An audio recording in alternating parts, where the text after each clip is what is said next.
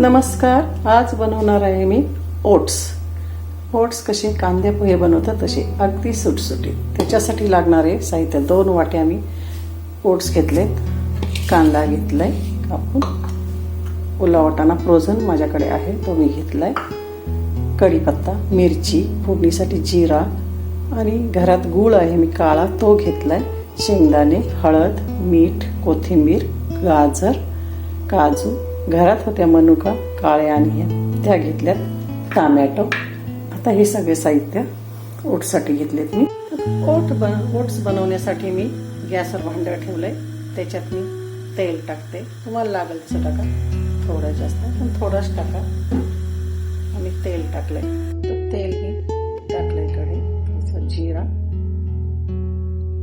शेंगदाणे पहिले टाकायचे.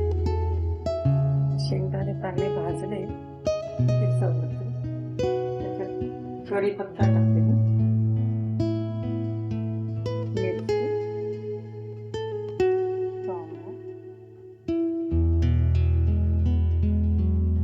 सगळे साहित्य टाकते त्याच्यात.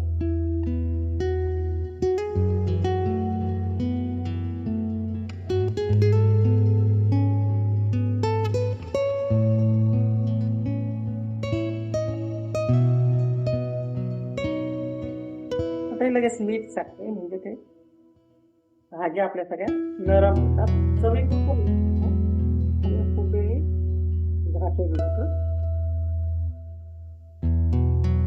आता या भाज्या आपल्या सगळ्या परतून छान आणि नरम झाल्यात. त्याच्यामध्ये मी आता हळद टाकते, थोडीशी चिमूटभर हळद टाकते. आणि मी हा काळा गुळ आहे तो टाकते, कारण शुगरवाल्यांसाठी साखर चांगली नसते. तुम्ही साखर पण टाकू शकता किंवा साधा गुळ पण टाकू शकता. आता हे सगळं परतून घेऊन मिक्स करून त्याच्यामध्ये मी टोमॅटो टाकते, कारण भाज्या सगळ्या शिजल्यात. आता नंतर मी टोमॅटो टाकते त्याच्यात.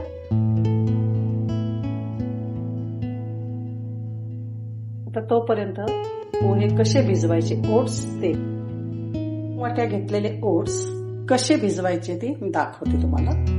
थोडा पाणी घेऊन, असं जास्त नाही, चमच्याने घ्यायचं पाणी. पोह्यांसारखे भिजवायचे नाहीत ते, फक्त थोडा पाणी मारून त्याला असे साधारण असे भिजवायचे. 3-4 चमचे असे घेऊन त्यांना असे 5 मिनिटं फक्त. आता हे सगळ्या भाज्या मंद आचेवर शिजल्यात. आता याच्यात भिजवलेले ओट्स घालते आणि चांगले त्यांना परतून घेते.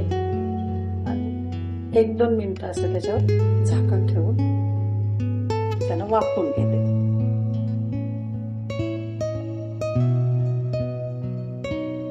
तर 2-3 मिनिटं झालीत, मी झाकण काढून बघते आणि परत त्याला असं परतून घेते.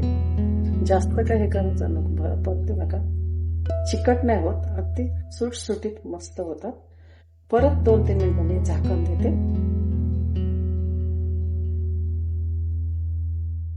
परत मी झाकण उघडून बघते.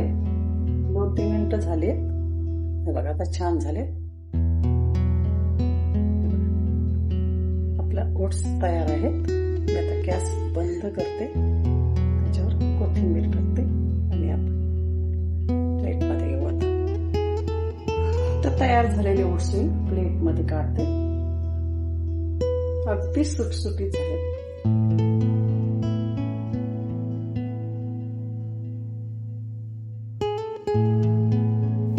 आता हे मऊ सुटसुटीत ओट्स तयार आहेत.